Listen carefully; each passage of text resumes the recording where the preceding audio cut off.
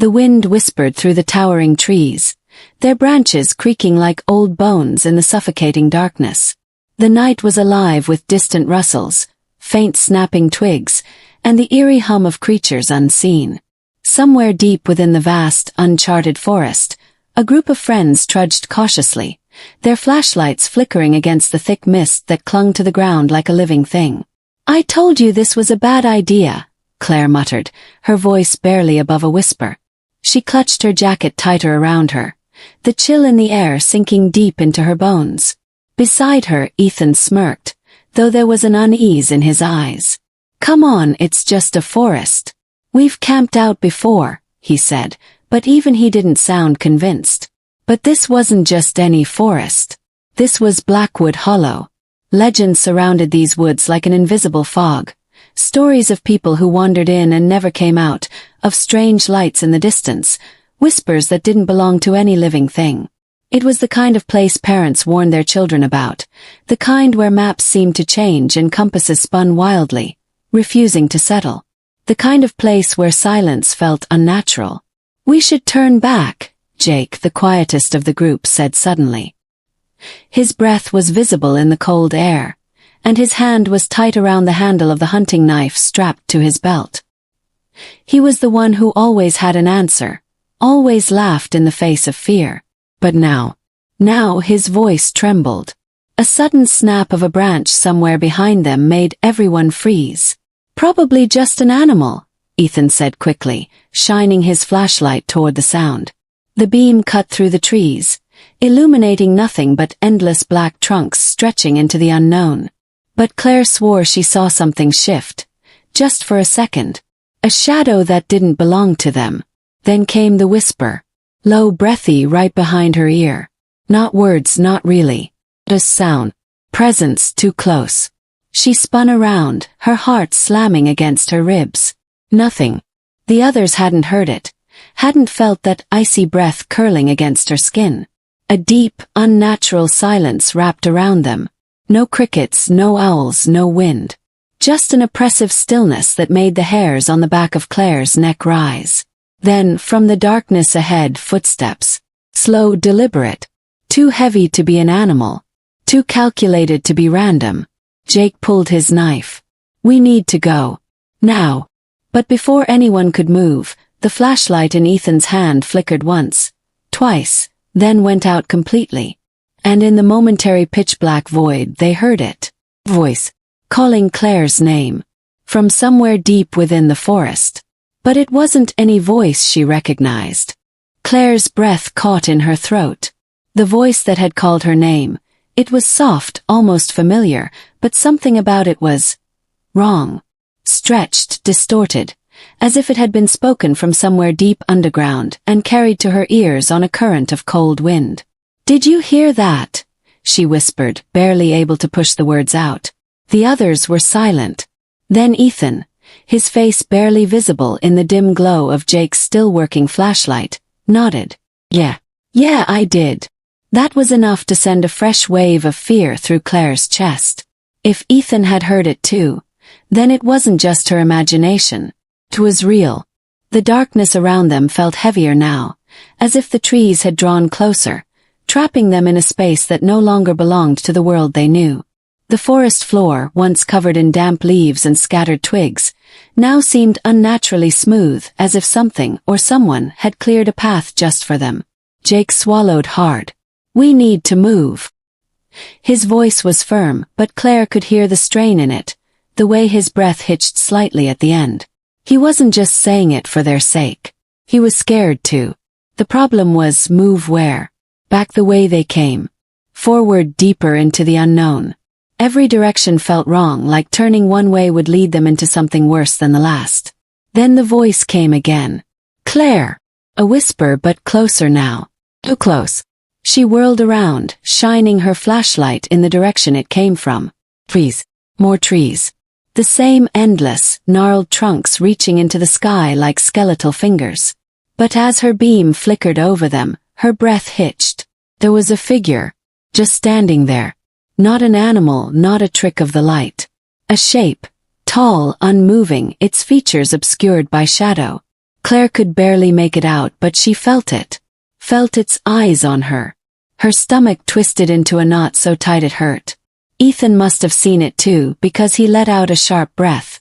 What the hell is that? Jake moved faster than she'd ever seen him move, grabbing Claire's arm and pulling her back. Go! Nobody hesitated this time. They turned and ran. The forest blurred around them as they sprinted through the trees, their footsteps pounding against the earth. Claire's heart hammered so hard it felt like it would burst. Branches tore at her clothes, her hair, but she didn't stop. Didn't dare look back. Somewhere behind them, the whispering started again.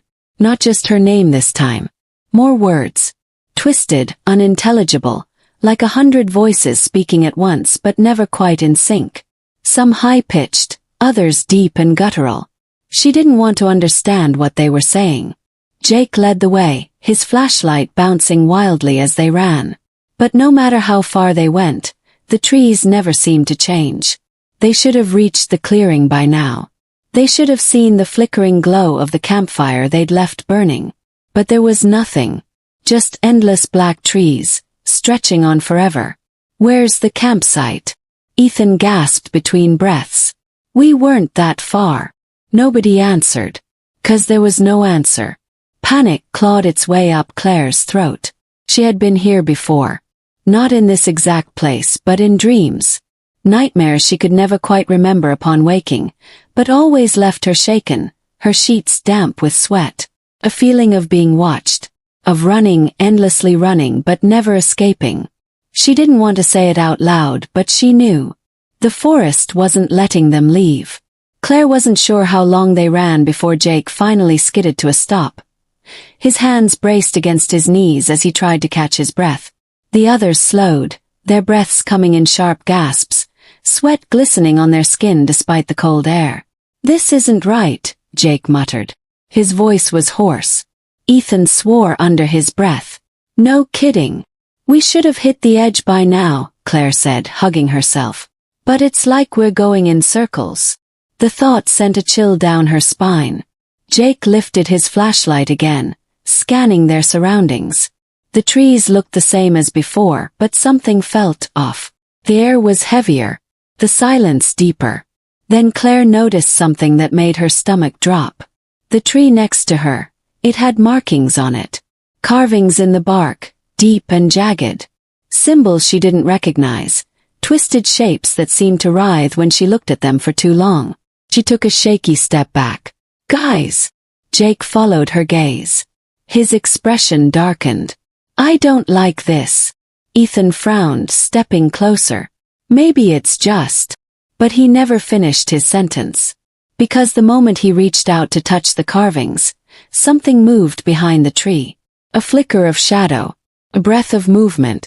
Then came the whispering again. All around them this time. Surrounding them. Claire's skin prickled with ice-cold fear. Her hands clenched into fists as she resisted the overwhelming urge to cover her ears. Run, Jake said again. But before they could, something changed. The whispering stopped. The silence returned, thick and unnatural. And then a sound. Not a whisper. Not footsteps. Laughter. Soft, distant but rising. Twisting into something sharp and hollow. Claire's blood turned to ice. Because it was her own laughter. Coming from somewhere deep in the trees. Claire felt her knees lock, her entire body frozen as the laughter echoed through the trees. It wasn't just similar to hers, it was identical. The same pitch, the same rhythm, the same way her breath sometimes hitched when she laughed too hard. But she wasn't laughing. None of them were. Ethan turned in circles, his flashlight barely cutting through the dense darkness. Tell me you guys heard that. Nobody needed to answer. Their faces said everything. Jake was gripping the handle of his knife so tightly his knuckles had turned white. His eyes darted between the trees, his breath slow and controlled, but Claire knew him well enough to see the tension in his shoulders. He was trying to keep himself together. Claire's pulse pounded in her ears. Every instinct in her body screamed at her to run. But where? They had already tried that. And the forest had only swallowed them deeper. The laughter faded, replaced once again by silence. A silence that felt thicker, heavier. It pushed against them, pressing in like invisible hands. Then Claire's voice spoke again. But this time it wasn't laughing. It was whispering. Right behind her. She spun so fast she nearly tripped, her flashlight shaking in her grip. Nothing. But the air was colder now. Not just chilly, freezing. Her breath curled into mist as she exhaled. Her fingers stiff with the sudden drop in temperature. "This is wrong," Jake muttered under his breath. "We need to think." Claire didn't trust her own voice. The weight of something unseen pressed against her chest, making it hard to breathe. Ethan, the one who always cracked jokes when things got tense, was silent now. His hands were shaking, his face pale under the weak glow of his flashlight. "Okay," he whispered. "If something's messing with us, what does it want?" The question settled between them like a heavy stone. Jake glanced back at the tree with the strange carvings. His brow furrowed, his lips pressed into a tight line. "I don't think we should have come here." "No kidding," Ethan muttered. "No," Jake said, shaking his head. "I mean, I don't think we were supposed to." Claire frowned, her fingers tightening around the flashlight. "What do you mean?" Jake hesitated. Then, voice low, he said, "I think we were led here." The words sent a fresh wave of dread through Claire's chest. Ethan scoffed, but there was no real confidence behind it. "By what? A forest? Come on, man."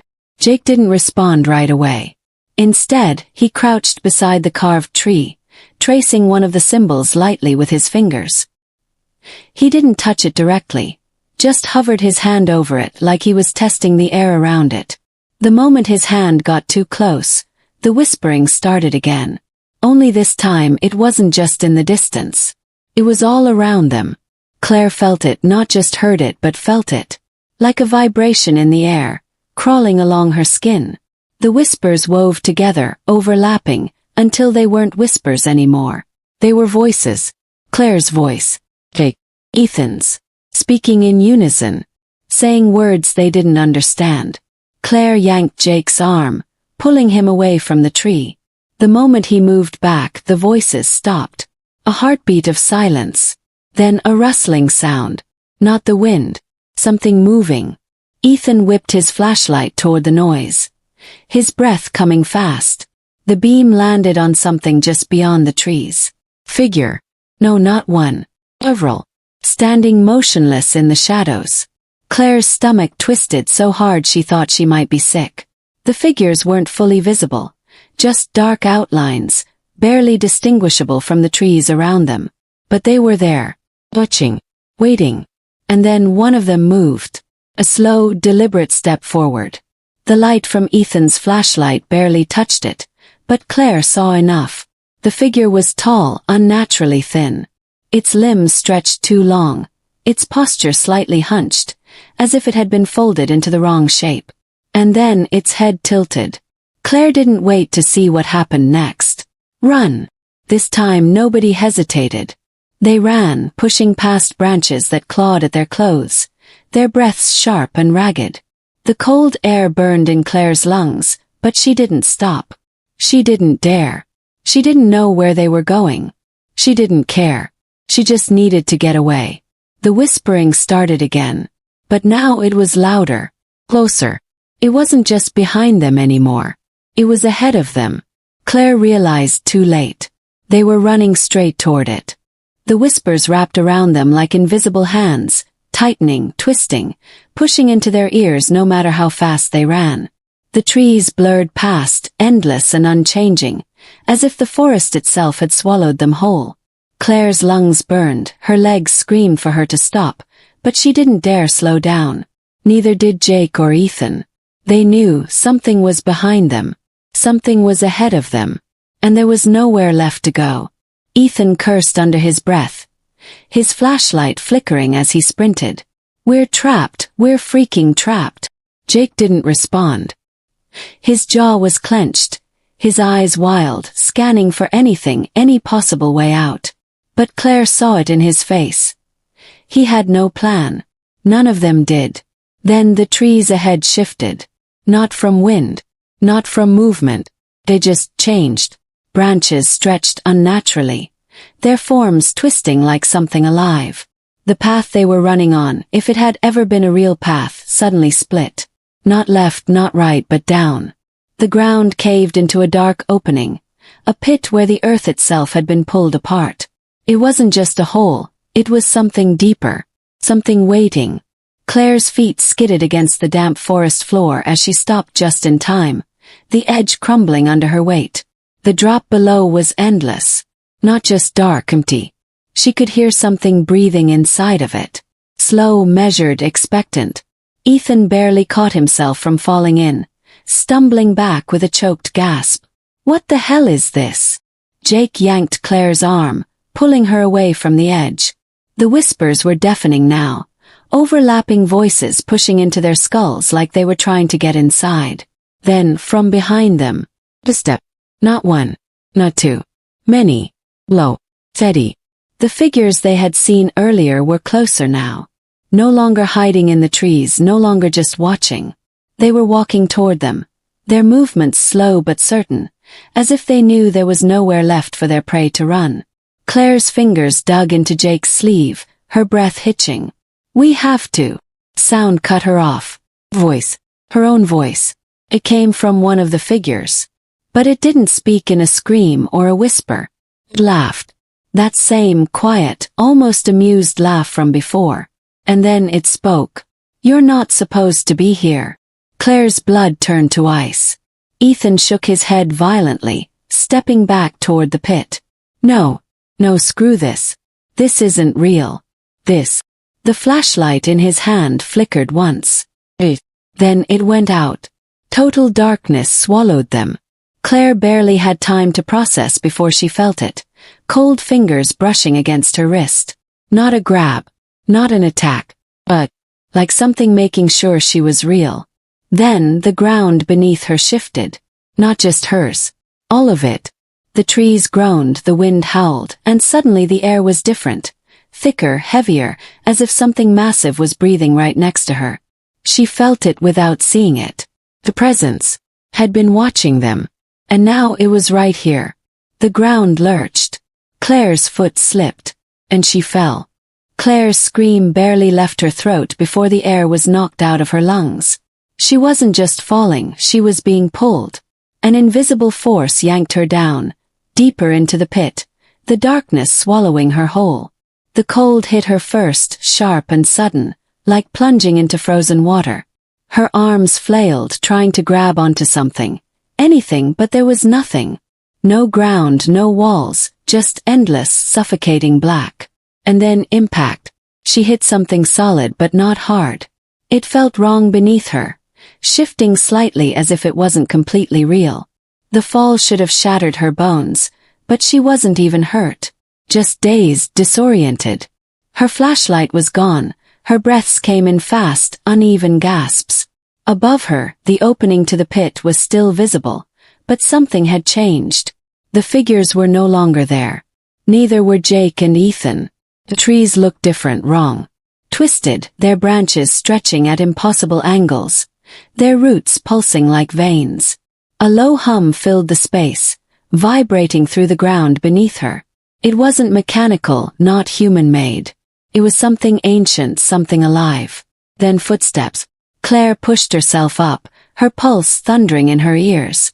"Jake!" she called out, her voice hoarse. "Ethan!" No response. The footsteps came closer, slow and deliberate. They turned.